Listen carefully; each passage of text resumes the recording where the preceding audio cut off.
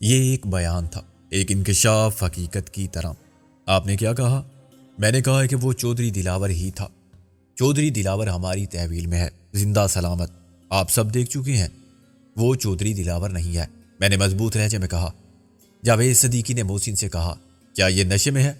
محسن نے متانت سے کہا، موسیو آندرے پینے پلانے کے معاملے میں مسلمانوں سے کم نہیں، یہ شراب کو چھوتے تک نہیں۔ پھر اس احمقانہ سوال کا مطلب اور مقصد کیا ہے؟ آپ اس سوال کو کس طرح احمقانہ قرار دے سکتے ہیں جب تک یہ ثابت نہ ہو جائے؟ محسن نے اردو میں کہا، مجھے یقین ہے۔ آپ کا یقین ایک بے معنی چیز ہے۔ اس یقین کی بنیاد پر آپ بہت دھوکے کھا چکے ہیں، بہت نقصان اٹھا چکے ہیں۔ آپ نے زندہ کو مردہ مان لیا تھا۔ آپ کی نگاہ اور آپ کے حواس ناقابل اعتبار ہیں۔ جو غلط ہے اسے سب کے سامنے غلط ثابت کر کے دکھائیں ایس ایس پی صاحب۔ میں اپنی بات پر قائم ہوں، وہ چودھری دلاور ہی تھا۔ میں نے کہا، پہلے سب مجھے یوں دیکھ رہے تھے جیسے میں واقعی ہی پاگل ہوں، یا میں نے اتنی پی لی ہے کہ میری عقل ماری گئی ہے۔ مگر میرے مدلل جواب نے اچانک سب کو اپنا رویہ بدلنے پر مجبور کر دیا۔ جاوید صدیقی نے جھنجھلا کے کہا، واٹ نانسنس! جو شخص دھوکے باز تھا اور فرار ہو گیا، اسے میں کیسے آپ سب کے سامنے پیش کر کے ثابت کر سکتا ہوں کہ وہ چودھری دلاور نہیں تھا؟ میں نے کہا، اس کا دوسرا آسان طریقہ بھی ہے۔ اگر بھینس گم ہو جائے اور ثابت کرنا ہو کہ وہ دودھ دینے والا 4 ٹانگوں اور سینگوں اور ایک دم والا جانور بھینس ہی تھا، تو آپ گائے کو پیش کر سکتے ہیں کہ وہ گائے نہیں تھی۔ گائے تو ایسی ہوتی ہے، میں نے کہا۔ لوگ مسکرانے لگے۔ محسن سمجھ گیا کہ میں نے کس دھماکے کا ذکر کیا تھا۔ رابعہ اور منظر نے بھی میرے سوال کا مقصد سمجھ لیا تھا، اور اب مجھے رابعہ کی نظر میں قابل فخر ستائش کے جذبات نظر آ رہے تھے۔ اس کے چہرے پر وہ خوشی تھی جس میں اعلان تھا اور اعتراف تھا کہ دیکھا، اتنی ذہانت کی بات صرف سکندر ہی کر سکتا تھا، میرا سکندر۔ وکیل صاحب سے کہو کہ وضاحت کریں۔ میں نے تو بتا دیا کہ وہ ملزم چودھری دلاور حسین ہی تھا۔ جاوید صدیقی نے کہا، آپ چودھری دلاور حسین کو پیش کریں۔ میں نے کہا، اگر یہاں سب کے سامنے ثابت ہو جاتا ہے کہ وہ چودھری دلاور حسین نہیں ہے، تو از خود یہ ثابت ہو جائے گا کہ چودھری دلاور حسین وہ تھا جو فرار ہو گیا۔ آپ اچھی طرح سوچ لیں، اگر یہ غلط ہوا، میں جوا نہیں کھیل رہا ہوں ایس ایس پی صاحب، یہ غلط ہوا تو میں اس کیس سے الگ ہو جاؤں گا اور واپس چلا جاؤں گا۔ جانے سے پہلے میں آپ کو تحریر دے کر جاؤں گا کہ میں پرلے درجے کا بے وقوف تھا، اور میں نے آپ پر ایک ایسا احمقانہ الزام عائد کیا تھا جس کی سزا میں اصولاً مجھے پاگل خانے جانا چاہیے تھا۔ ایک دم وہاں خاموشی چھا گئی۔ میں نے ایک ناقابل یقین چیلنج دیا تھا اور اتنا ہی ناقابل یقین چیلنج قبول کر لیا تھا۔ انگریزی محاورے کے مطابق گیند اب جاوید صدیقی کے کورٹ میں تھی اور وہ کھیلنے پر مجبور تھا۔ یہ نہیں کہہ سکتا تھا کہ یہ بے ایمانی ہے، میں نہیں کھیلتا۔ میں نے اس ڈرامائی لمحے سے فائدہ اٹھایا۔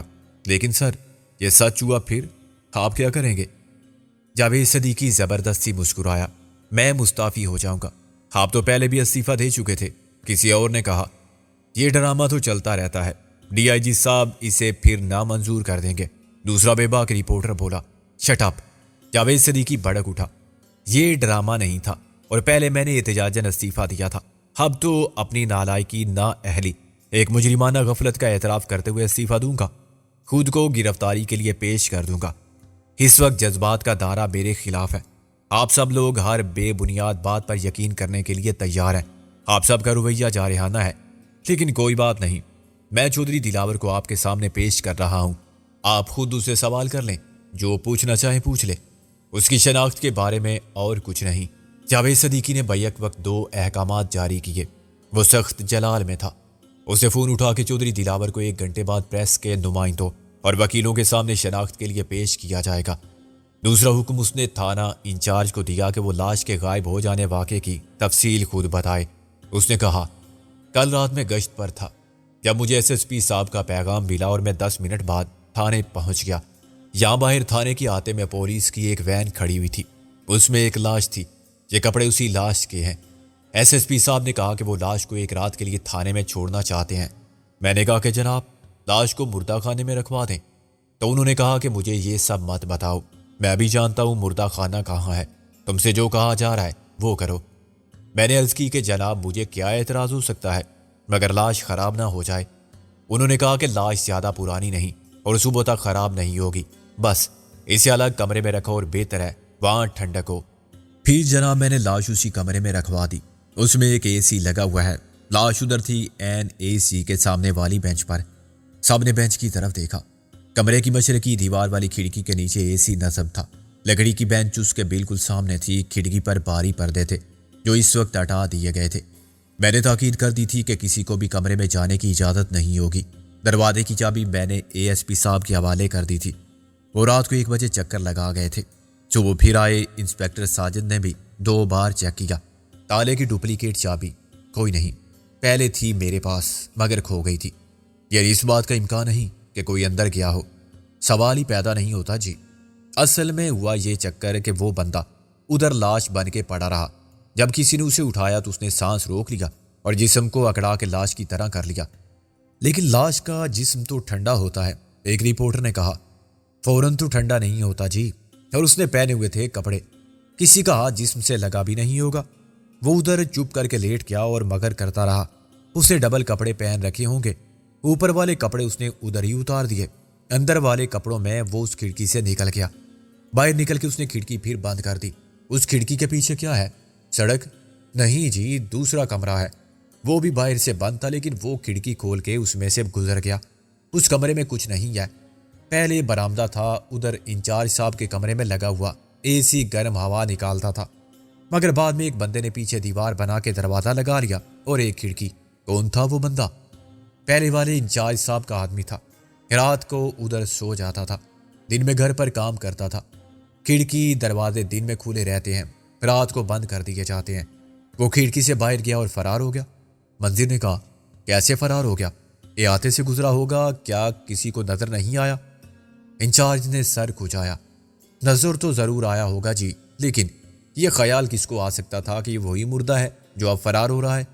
اس کی شکل پر بھی غور نہیں کیا کسی نے، اور کرتا تو اس کے کپڑے اندر سے پتہ نہیں کیسے تھے۔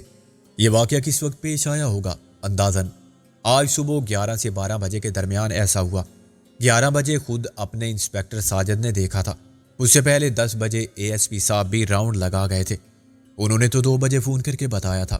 میں نے کہا ادھر 12 بجے کے بعد سب انسپیکٹر نے دیکھ لیا تھا کہ بینچ خالی ہے، اس پر صرف کپڑے پڑے ہوئے تھے۔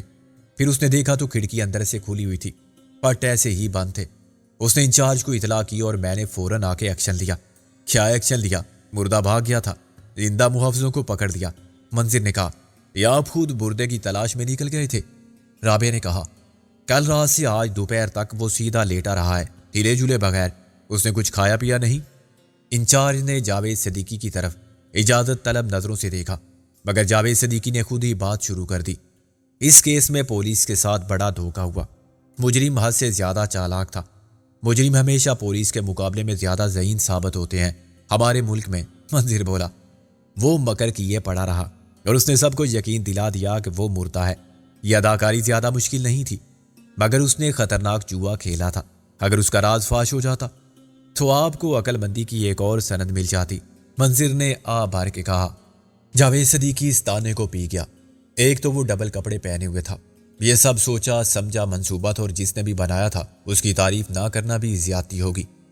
تعریف تو اس خدا کی ہے جس نے تمہیں بنایا، ایک رپورٹر بولا۔ دورے کپڑوں میں نیچے والا لباس یقیناً بالکل مختلف ہوگا، رنگ اور وضع قطع خار اعتبار سے۔ دمساد کے جسم کو لاش کی طرح سخت کرنا چند منٹ کی بات تھی، باقی وقت وہ آرام سے لیٹا رہا اور سانس بھی لیتا رہا۔ اس نے اندر کہیں کھانے کے لیے بسکٹ بھی چھپا رکھے تھے، یہ بسکٹ وہ رات کے وقت کھاتا رہا۔ ہمیں بسکٹ کا چورا ملا کپڑوں کے ساتھ۔ صحافی ہنسنے لگے۔ وہ تو شاید چائے کافی بنانے کا سامان بھی لایا ہوگا، رات کو ضرورت پڑے گی تو بنا لیں گے۔ رابعہ بولی، سوال یہ ہے جاوید صاحب کہ اگر اسے مردہ خانے میں رکھ دیا جاتا پھر وہ وہاں سے بھاگ جاتا؟ وہاں سے فرار ہونا تو بہت آسان کام تھا۔ جاوید صدیقی بولا، مردوں کی حفاظت کے لیے کوئی بھی موجود نہیں ہوتا، اسے باتھ روم جانے کی ضرورت پیش نہیں آئی۔ منظر بولا، انچارج نے کہا، باتھ روم تو تھا مگر وہ اٹھا نہیں، اس نے بینچ پر لیٹے لیٹے ہی فراغت حاصل کی، اس کے کپڑے گیلے تھے۔ محسن نے کہا، آخر وہ رات بھر کیوں لیٹا رہا؟ دراصل رات کو ادھر ایک بندہ سوتا ہے باہر والے کمرے میں، اور رات کو آنے جانے والے بھی کم ہوتے ہیں۔ کوئی اندھیرے میں اس سے پوچھ لیتا کہ تم کون ہو، کہاں جا رہے ہو، کہاں سے آ رہے ہو، تو اس کو مشکل پڑ جاتی۔ وہ صبح تک پڑا رہا، اطمینان سے لمبی تان کے سوتا رہا۔ منظر بولا، دن میں آنے جانے والے بہت ہوتے ہیں، کسی نے اس کی طرف دھیان نہیں دیا۔ منظر نے کہا، میرا خیال ہے وہ نکلی مونچھے، داڑھی، رنگین چشمہ یا ٹوپی سب لایا ہوگا اپنے ساتھ۔ خیر اب دفع کریں اس مردے کو جو آپ جیسے سیانے زندہ انسانوں کو الو بنا کے نکل گیا۔ سر آپ نے چودھری دلاور حسین کو چل کے دیکھتے ہیں۔ اوکے جاوید صدیقی نے ہاتھ اٹھا کے کہا، لگتا ہے کہ اب مجھے ہر جائز ناجائز بات کے لیے خود کو تیار کرنا ہوگا۔ اس نوکری کی تو مجھے پرواہ کبھی نہ تھی، اور خدا کے سوا میں کسی سے ڈرتا بھی نہیں، مگر یہ سوال ہے میری ریپوٹیشن کا۔ میں کسی کے سامنے جواب دہ ہوں تو وہ میرے افسرانے بالا ہیں، لیکن آپ لوگ ایک رائی کی تلاش میں ہیں جس کو پہاڑ بنا دے۔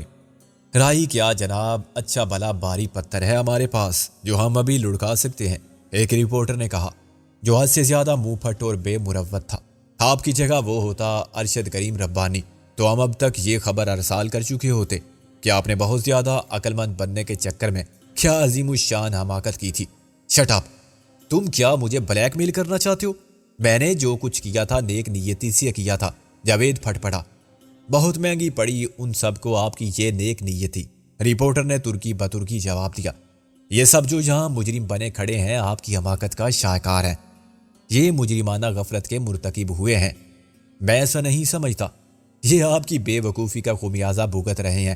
رپورٹر لڑنے پر آمادہ تھا۔ کون الو کا پٹھا اسے ٹھیک کہہ سکتا ہے کہ حوالات میں مردہ ہو اور مردہ خانے میں مجرم کو رکھا جائے؟ زبان سنبھال کے بات کرو، جاوید صدیقی دھاڑ کے بولا۔ میں نے سیکیورٹی کو مد نظر رکھا تھا، جب یہ معاملہ عدالت کے سامنے جائے گا تو اسے سیکیورٹی نہیں حماقت ہی سمجھا جائے گا۔ تمہاری غلط بیانی عدالت کے ریکارڈ پر ہے۔ تم نے کہا تھا کہ چودھری دلاور انارکلی تھانے کی حوالات میں ہے۔ میں نے محسن سے کہا یہ تو شاید ٹھیک ہی ہوگا۔ محسن نے آہستہ سے کہا یار کیوں بلا وجہ یہ شوشہ چھوڑ دیا؟ جاوید صدیقی نے کہا میں خود عدالت کو بتا سکتا ہوں کہ میں نے عمدن ایسا کیا تھا، اور عدالت مجھے مجرم سمجھے گی تو سزا دے گی۔ تم کون ہوتے ہو مجھے ٹارچر کرنے والے؟ دوسرے صحافیوں نے اپنے ساتھی کو بڑی مشکل سے روکا۔ وہ نوجوان زیادہ جوشیلا تھا اور کسی کی سننے پر آمادہ نہ تھا۔ میں پوری سٹوری لگاؤں گا آج کے اخبار میں کسی وعدے کا پابند نہیں ہوں۔ ضرور لگاؤ، آئی ڈیم کیئر۔ جاوید صدیقی اٹھ کھڑا ہوا۔ میں نے کہا کہ ہم چودھری دلاور سے ملنے فار گیٹ دلاور، میں کسی کو بھی پریس کے آپ کے سامنے پیش کرنے کا پابند نہیں۔ ایک مجرم ہے میری تحویل میں جانوں اور عدالت جانے۔ Thank you very much. وہ ایک دم لمبے لمبے ڈگ بھرتا ہوا باہر نکل گیا۔ بنا بنایا کھیل بگڑ گیا تھا، کچھ اسی رپورٹر کے رویے کی وجہ سے اور کچھ جاوید صدیقی کے غصے کی وجہ سے۔ صحافی اس کیس کی مزید تفصیلات جاننا چاہتے تھے اور اپنے ساتھی پر گرم ہو رہے تھے کہ اس نے برداشت سے کام لیا ہوتا تو صرف 24 گھنٹے کی بات تھی۔ ان کے پاس چھاپنے کے لیے اس سے کہیں زیادہ دھماکہ خیز مواد ہو جاتا جتنا اس وقت ہے۔ اے ایس پی آفتاب نے ان سب صحافیوں کو معذرت کے ساتھ باہر نکال دیا جو تھانہ انچارج سے اور دیگر مجرمانہ غفلت کے مرتکب ہونے والے ملزموں سے مزید سوالات کرنا چاہتے تھے۔ میں نے محسن کہا دبا کے کہا ہمیں موقع سے فائدہ اٹھانا چاہیے، یا رکنے سے بہتر ہے ہم پولیس ہیڈ آفس چلیں۔ جاوید صدیقی ہمیں بند کر دے گا وہیں۔ میں نے کہا اس کی تو ایسی تیسی، ہم صرف چودھری دلاور سے ملنا چاہتے ہیں۔ کیوں ملنا چاہتے ہیں آخر؟ آپ اس کے وکیل ہیں یا لوائقین؟ محسن بولا عدالت نے انہی کو اجازت دی تھی۔ رابعہ نے کہا لیکن یہ تو پتہ چلے کہ وہ واقعی چودھری دلاور ہے۔ منظر نے سوچ کے کہا ہاں یار، اس بوتنی والے کی بات مجھے بھی تشویش میں مبتلا کر دے گی۔ وہ گائے تھی یا بھینس؟ مولوی خادم حسین اب تک خاموش تھا اور منظر کی طرف تو دیکھ بھی نہیں رہا تھا۔ جب امبائر آئے تو اس نے رابعہ سے کہا میں اس بدتمیز شخص سے ساتھ نہیں جاؤں گا جی۔ اس کی بدقسمتی کہ منظر نے سن لیا۔ ابے میں کب تیرے جیسے لنگور کو ساتھ بٹھانا چاہتا ہوں؟ وہ تو پتہ نہیں کیسے پال رہی تھی ایک بیوی اس ریچھ کے بچے کو جس کے منہ کا پتہ ہی نہیں چلتا کدھر ہے۔ خادم حسین خون کے گھونٹ پی کے بھی خاموش رہا۔ محسن بولا ایسا مت کہو یار، اب دیکھو نا مارگریٹ، میرا مطلب ہے مریم نے بھی تو اسے پسند کر لیا نا آخر۔ عورتوں کو شوہر نہیں کاٹ کے الو زیادہ پسند آتے ہیں۔ شوہر کی ضرورت تھی اسے، ایک جوکر بھی مل گیا اور نوکر بھی۔ مولوی خادم حسین بڑبڑاتا ہوا رابعہ کی گاڑی میں بیٹھ گیا۔ بس جی ہر بار یہ شخص اس لیے بچ جاتا ہے کہ میرے پاس ریوالور نہیں ہوتا، کسی دن آپ کے دفتر ہی میں خون ہو جائے گا اس کا۔ رابعہ نے گاڑی سٹارٹ کی۔ ریوالور خریدو گے اس کے لیے؟ نہیں جی، مجھے تو ایسی چیزوں کو ہاتھ لگاتے ہوئے بھی ڈر محسوس ہوتا ہے، ورنہ مانگ لیتا آپ سے یا سکندر صاحب سے۔ تو پھر کیا کرو گے؟ میں نے کہا اس کو تم نے قتل نہ کیا تو یہ تمہیں جلا جلا کے مار ڈالے گا، اپنی باتوں سے ہلاک کر دے گا۔ نہیں جی، میرے پاس ہے ایک طریقہ، اس کی زبان بند ہو جائے گی، وہ بھی ہمیشہ کے لیے۔ مسلمان کا قتل ویسے بھی ناجائز ہے اور اس کے بچوں کا خیال آ جاتا ہے، ورنہ میں تو بہت پہلے یہ کام کر دیتا۔ وظیفہ ہے میرے پاس زبان بندی کا۔ اچھا، اس سے آدمی کی زبان بندی ہو جاتی ہے ہمیشہ کے لیے؟ گونگا ہو جاتا ہے۔ رابعہ نے کہا، کہاں سے ملا یہ وظیفہ؟ بس جی، ایک درویش کا تحفہ ہے۔ میں بہت عاجز تھا اپنی پہلی منکوحہ کی زہریلی کینچی جیسی زبان سے۔ 1000 تو کچھ نہیں ہوتے جی سکون کی خاطر۔ درویش نے 1000 ٹھگ لیے تھے تم سے؟ بے وقوف، ایسا مت کہیں جی، درویش نے کچھ نہیں لیا تھا۔ وہ بولا، اس نے 1 پیسہ نہیں مانگا تھا۔ مجھ سے کہا تھا کہ جس دن شہر میں کوئی گونگا مر جائے ہمیں فوراً بتاؤ اور اس کی قبر کی مٹی لا دو۔ آدھی رات کو جب پورا چاند نکلے گا تو ٹھیک 12 بجے اس کے سرانے کی طرف سے ایک تعویذ ملے گا، اس پر 5 تولہ سونے کا خول چڑھاؤ اور اس میں ایک چٹکی اس مٹی کی ڈال دو جو ہم تمہیں عمل پڑھ کر دیں گے۔ پھر تم نے یہ سب کیا؟ ہاں جی، کمال دیکھیں درویش کا۔ 9 دن بعد 14ویں رات کا چاند نکلا تو میں نے سرانے کی طرف سے کھودا۔ کس کی قبر تھی؟ کون تھا وہ گونگا؟ اپنے محلے کا ہی آدمی تھا جی۔ کہتے ہیں پہلے منظر صاحب کی طرح بد زبان تھا، پھر کسی کی بد دعا ایسے لگی کہ زبان بند ہو گئی۔ میں قبر کی مٹی دے آیا تھا، پھر سونے کے خول والا تعویذ بھی دے دیا تھا اور اگلے دن انہوں نے تعویذ واپس کر دیا، ایک چٹکی مٹی کے ساتھ۔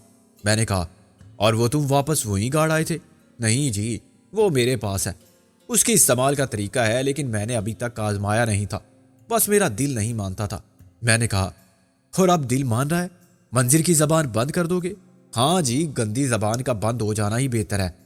رابعہ نے کہا، اچھا پہلے مجھے وہ دکھانا تعویذ، مجھے شک ہے کہ اس درویش نے تمہیں ٹھگ لیا ہوگا۔ میں نے بھی اس کی تائید کی۔ اگلے دن اسے پیتل کے خول والا تعویذ دے دیا ہوگا، اس سے پہلے کہ مولوی خادم حسین درویش پر عائد کردہ الزامات کی تردید کرتا۔ رابعہ نے گاڑی کو پولیس ہیڈ کوارٹر کے باہر ہی روک لیا۔ ہم پیدل اندر گئے اور SSP جاوید صدیقی کے کمرے کی جانب بڑھے۔ اس کی جیپ برآمدے کے سامنے موجود تھی، لیکن دروازے پر کھڑے ہوئے کانسٹیبل نے بتایا کہ SP صاحب اندر کسی سے ملنے گئے ہیں۔ ہم انتظار کر سکتے تھے۔ میں چیخ ہٹا کے اندر داخل ہوا تو میرا خیال تھا کہ اندر کوئی بھی نہیں ہوگا۔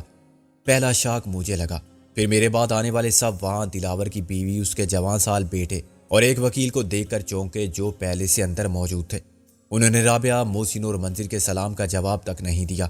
ان کے نفرت آمیز رویے کا اظہار ان کے ماتھے کی ہر شکن سے ہوتا تھا۔ کوئی اور جگہ ہوتی تو وہ ہم پر لعنت بیچ کر چلے جاتے یا سلام کے جواب میں ہمیں گالیاں دیتے، لیکن یہاں وہ خون کے گھونٹ پی کر خاموش رہنے پر مجبور تھے۔ صرف وکیل نے اخلاقاً سر ہلایا۔ کسی موکل کی خاطر وکیل آپس میں نہیں لڑتے۔ جاوید صدیقی تھوڑی دیر بعد آ گیا۔ ہمیں دیکھتی اس کا موڈ بگڑ گیا۔ آپ لوگ یہاں کیوں آئے ہیں؟ کیا آپ سے ملنے پر پابندی لگ گئی ہے؟ ناراض ہیں آپ صحافیوں سے اور غصہ وکیلوں پر اتار رہے ہیں؟ منظر نے کہا، ہمارا تو آپ سے تعلق ختم نہیں ہو سکتا۔ رابعہ نے کہا۔ جاوید صدیقی نے ناگواری سے کہا، مس رابعہ، آپ سے مجھے کوئی شکایت نہیں۔ اس امپورٹ کیے ہوئے ولایتی وکیل کو سمجھاتے کہ اب یہاں گوروں کی حکومت نہیں ہے۔ یہ کیا سمجھتے ہیں آخر خود کو؟ موسی نے کہا، وہی جو اس نے کہا تھا۔ ہم یہاں چودھری دلاور کو دیکھنے آئے ہیں۔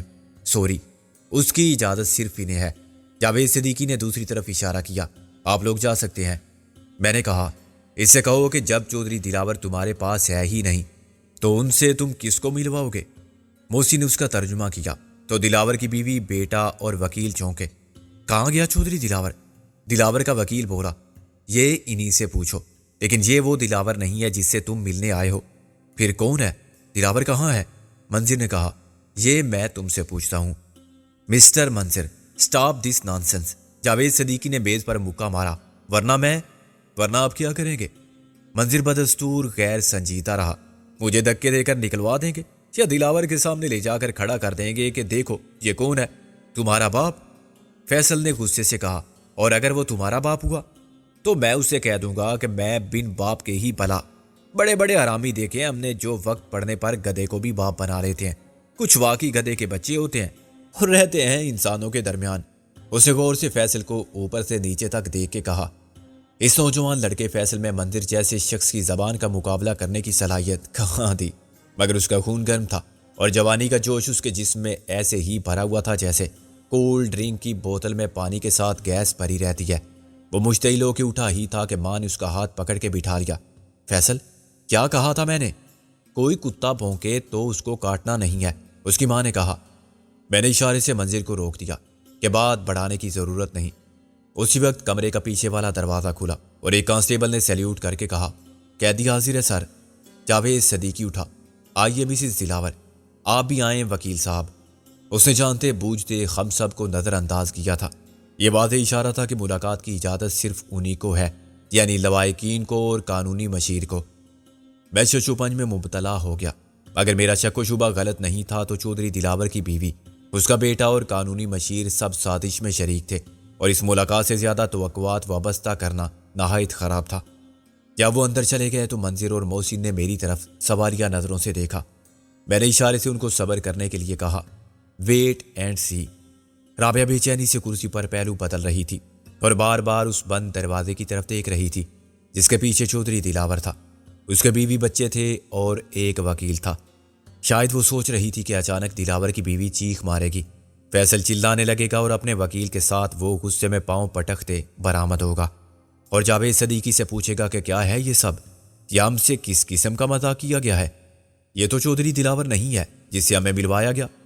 لیکن ایسی کوئی بات نہیں ہوئی۔ آدھا گھنٹہ گزر گیا، پھر دروازہ کھلا اور وہ تینوں بڑے مطمئن انداز میں ایک فاتحانہ مسکراہٹ چہروں پر سجائے نمودار ہوئے۔ جاوید صدیقی ان کے پیچھے تھا۔ Thank you mister Javed Siddiqui, Chaudhry Dilawar کی بیوی نے کہا۔ You are welcome, Javed Siddiqui نے خوش اخلاقی سے کہا۔ یہ عدالت کا حکم تھا اور میں اس کا پابند تھا۔ وکیل نے کہا، کل کسی وقت میں پھر آؤں گا۔ سوری خلیل صاحب، اس کے لیے آپ کو پھر عدالت سے رجوع کرنا ہوگا۔ کیا مطلب؟ ہر ملاقات کے لیے مجھے عدالت کے احکامات کی ضرورت ہوگی؟ وکیل نے خفگی سے کہا، ظاہر ہے یہ تو عدالت نے اپنے حکم میں واضح نہیں کیا کہ آپ سب کو ہر روز ملنے دیا جائے۔ آپ نے ملاقات کی درخواست کی تھی، وہ منظور ہو گئی۔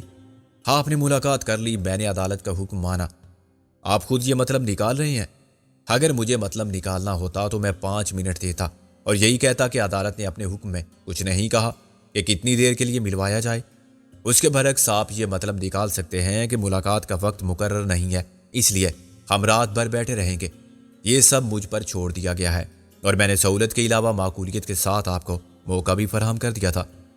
ٹھیک ہے، ہم پھر درخواست لگا دیں گے۔ یہ بھی طے ہو جائے گا کہ ہم ہفتے میں کتنی بار مل سکتے ہیں اور کتنی دیر کے لیے۔ وکیل نے کہا، آئیے مسز دلاور۔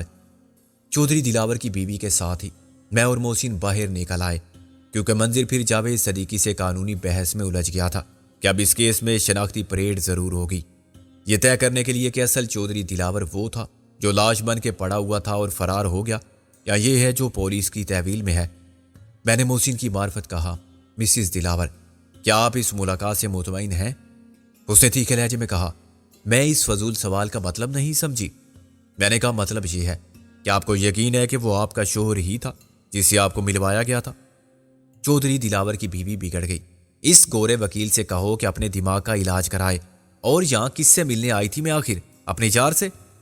فیصل نے لال پیلا ہو کے کہا، دیکھو اس ولایتی کتے کو لے جاؤ یہاں سے، ورنہ میں اس کی ہڈیاں توڑ دوں گا، جان سے مار دوں گا اسے۔ محسن نے اسے غور سے دیکھا، بیٹا ابھی تمہاری عمر ہی کیا ہے؟ ابھی سے اپنے باپ کے نقش قدم پر چلنے لگے تو زیادہ دن نہیں جیو گے۔ ایک ہڈی تمہاری گردن میں بھی ہے، ایسا نہ ہو کہ وہ ٹوٹ جائے۔